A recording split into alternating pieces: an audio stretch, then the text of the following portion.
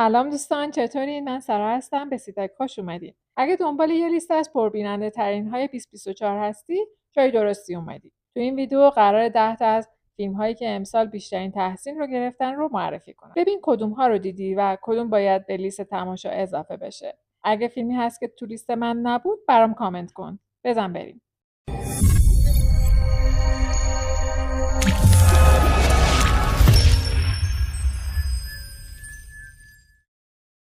شماره 10 گلادیاتور 2 سال اول قرن حاضر بود که ریدلی اسکات یکی از بهترین فیلم‌های تاریخی عالم سینما رو ساخت. گلادیاتور تو اون زمان چنان موفق بود که هم در فصل جوایز حسابی درخشید و هم سیل مخاطب رو به سمت خودش سرازیر کرد. سالها گذشته و ژانر تاریخی دیگه مثل سابق مورد استقبال قرار نمیگیره. شکست پشت سر هم فیلم‌های اینچنینی مثل تروی با بازی براد پیت و اریک بانا تو باکس آفیس این موضوع رو ثابت کرده. اما نکته‌ای وجود داره. این بار پشت دوربین کارگردانیه که قبلا این ژانر رو با همین گلادیاتور احیا کرده.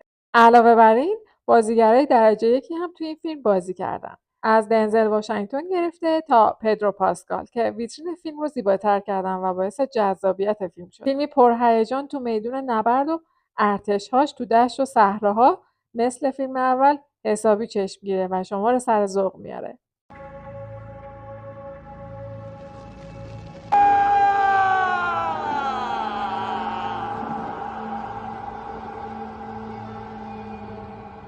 شماره 9 The Zone of Interest فیلمی متفاوت درباره زندگی خانواده‌ای که در کنار اردوگاه آشویتز زندگی میکنن و سعی دارن زندگی عادی خودشون رو حفظ بکنن. فیلم بدون اینکه خشونت مستقیم رو نشون بده، وحشت جنگ رو القا میکنه که به کارگردانی جوناتان گلیزر در اواخر سال 2023 و اوایل 2024 منتشر شد.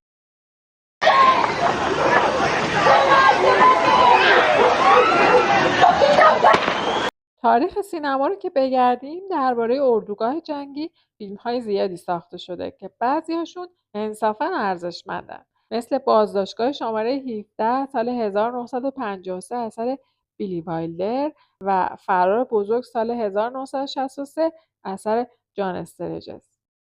اما فیلم منطقه تحت نظر به نظرم تا حد زیادی با پرداختن به جزئیات، سبک پردازی تو قاب‌بندی نماها و اهمیت زیاد تو طراحی صدا فیلم رو واجد انتزاعی هنرمندانه کرده که بعد از فیلم یک محکوم به مرگ گریخت 1956 تو کمتر اثری دیده میشه. بهتون پیشنهاد میکنم که این فیلم رو ببینید. خالی از لطف نیست. شماره 8 Young Woman and the Sea فیلمی بر اساس داستان واقعی ترودی ادرلی، اولین زنی که کانال مانش رو شنا کرد. دیزی ریدلی هم تو این نقش فوق‌العاده عمل کرده و فیلم پر از صحنه‌های انگیزشی و الهام بخش به کارگردانی یواخیم رونینگه. این فیلم بر اساس کتابی به همین نام اثر گلن استاد تو ژانر بیوگرافی درام عاشقانه ساخته شده. نقطه عطف فیلم زمانیه که ترودی تصمیم میگیره کانال مانش رو شنا کنه. کانالی که تنها 3 مرد موفق به پیمودنش شدن. این چالش نه تنها به خاطر مسافت و شرایط سخت آب، بلکه به خاطر دیدگاه‌های محدود کننده نسبت به زنان تو ورزش بسیار سخته. اگر دنبال یه درام ورزشی قوی هستی، این فیلم میتونه نظرت رو جلب بکنه.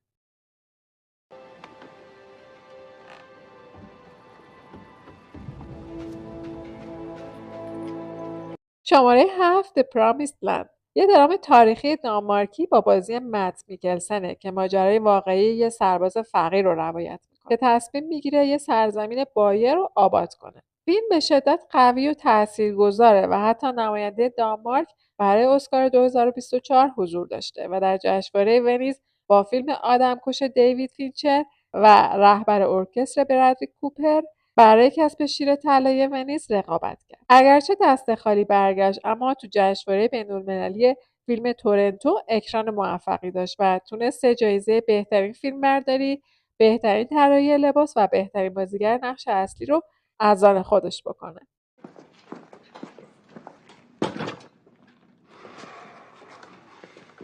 Hvad hedder du? 20.000. فیلم با حال و هوای عمیقا انسانی خلق شده و پر از شور و احساسات و ایده های سیاسیه. کمی اغراق داره اما در نهایت نیمی از جذابیتش رو مدیون چهره رسا و حالات بیانگر مت میکلسنه.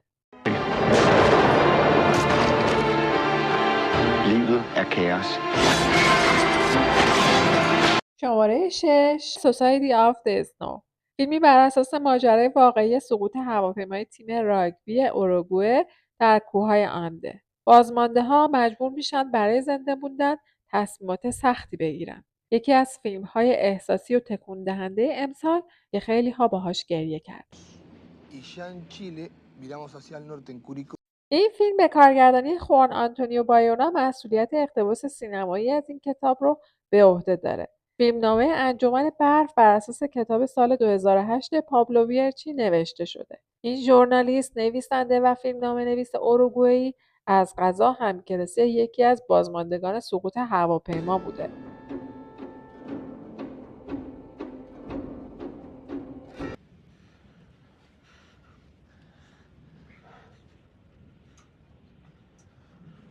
انجمن برف فیلمی جاه طلبانه تاثیرگذار تو مقیاس بزرگه. فیلمی که نه تنها شاهکار عمیقا سینمایی درباره معجزه وحشت و شجاعتی احساس برانگیزه بلکه پورتری عمیقا ملموس از با هم بودن، برادری و بقاست و جزو فیلم‌هایی که پیشنهاد میکنم حتما ببینید.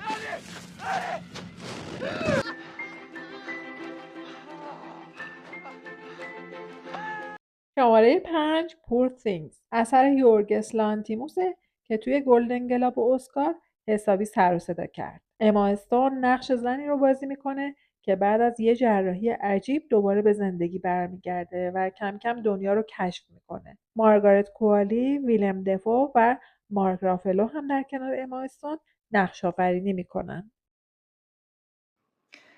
That night for dinner, they ate cake until they were sick. فیلم سبک بصری خاصی داره و ترکیب کمدی فانتزی درامش جالبه. صراحت یکی از آشکارترین ویژگی این فیلمه که مستقیما از منبع اقتباسش اومده و تمام کلیات و جزئیات و سر و شکل فیلم اسم سازندش رو فریاد میزنه.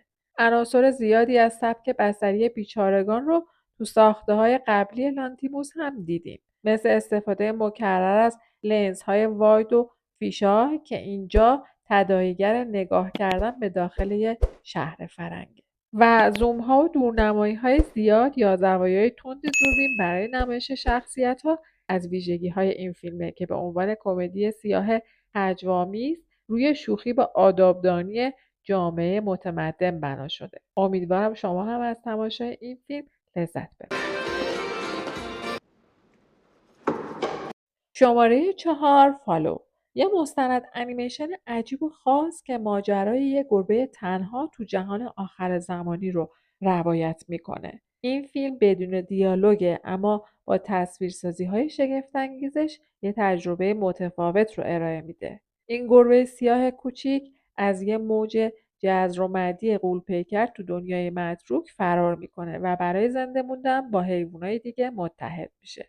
تا حالا فکر کردید دنیا بدون ما انسان‌ها چه شکلیه؟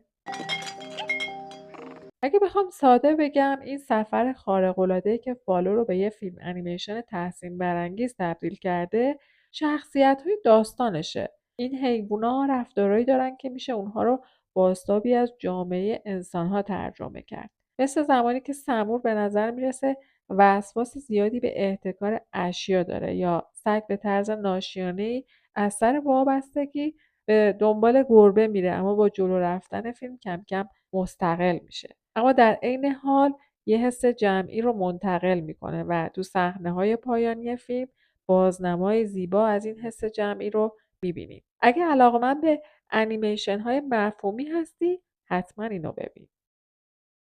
شماره 3 The Wild Robot بعد از غرق شدن یک کشتی ربات باهوشی به نام راست تو جزیره خالی از سکنه سرگردون میشه. او برای زنده موندن تو این محیط طاقت فرسا با حیوانات جزیره دوست میشه و از بچه قاز یتیمی مراقبت میکنه. انیمیشن ربات وحشی تو ژانر علمی تخیلی به کارگردانی لی ساندرز تو سال 2024 ساخته شد. صداپیشه‌های این انیمیشن جذاب پدرو پاسکال، کیت کانر و لوپیتا نیانگو هستند. امتیازاتی که این انیمیشن کسب کرده اون رو به تجربه احساسی و فلسفی درباره هوش مصنوعی و زندگی تو طبیعت تبدیل کرده. من که خیلی این انیمیشن رو دوست داشتم و اون رو به انیمیشن بازهای کانال توصیه میکنم. He's gonna eat me!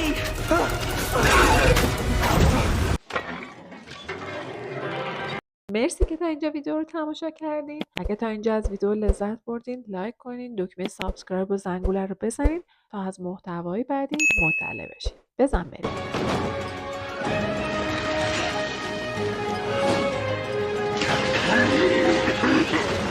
I am a wild robot.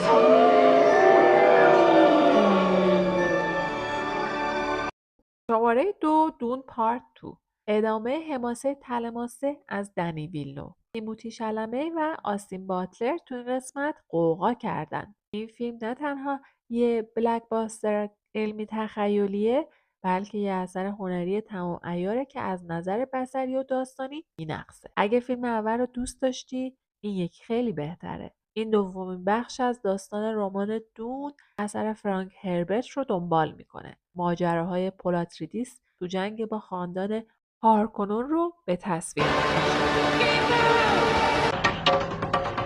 Paul Atreides is still. ویلنو با ساخت دو فیلم ارایول و بلید رانر استعداد خودش رو تو ساخت فیلم‌های علمی تخیلی نشون داده. با این حال دون دنیایی از ناشناخته ها رو به مخاطب معرفی میکنه. ویلنو طوری با هر نمای فیلمش برخورد کرده که انگار با یه نقاشی سر و کار داشته و هر طراحی از پس هزاران سال تاریخ بشری دست به دست شده تا به این فیلم رسیده. حتما قبل از دیدن این پارت اول رو هم ببینید و بعد از دیدن فیلم نظرتون رو کامنت کنید. It's okay. I'm here. I'm here. It's been a while since you've had. Knife, chip, and shatter.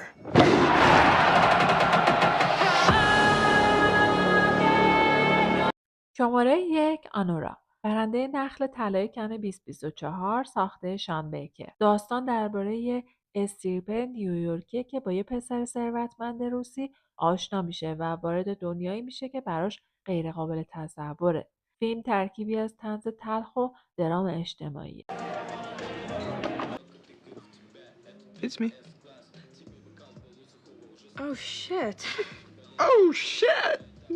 میکی مدیسون در نقش آنورا یا آنی نقش اصلی فیلم رو بازی میکنه. فیلم یک کمدی طبقاتی بامزه اما غمناکه که رو همبستگی طبقاتی و خشم متقابل بنا شد و پیچ و خم‌های زیادی داره و دو فرهنگ روسی امریکایی، دو زبان روسی انگلیسی و دو ارز پول و جنسیت رو به تصویر کشید. Husband and wife, you may steal your promises to the kids! نظر شما راجع به این فیلم چیه؟ چقدر بهش زمان میدید؟ اگر قرار باشه این فیلم شباهتی به واقعیت کار جنسی داشته باشه چطور به نظر میرسه؟ نظرتون رو برام کامنت کنید. Please! No! Okay, he's here. Hey, wake up! Wake up! He's here. Let's go. خیلی ممنونم دوستان که ویدیو امروز رو هم تماشا کردین. نظرتون راجع به فیلم و سریال های 2024 چیه؟ کدوما قوی تر بودن و چه فیلمی بود که ارزش دیدن نداشت؟ اگه دوست دارید راجع به یه فیلم خاص 2024 ویدیو بسازم تو کامنت ها بگید. و اگه ویدیو امروز رو دوست داشتید لایک کنید، سابسکرایب و زنگوله رو بزنید تا با هم تعامل بیشتری داشته باشیم. دمتون گرم، شاد باشید.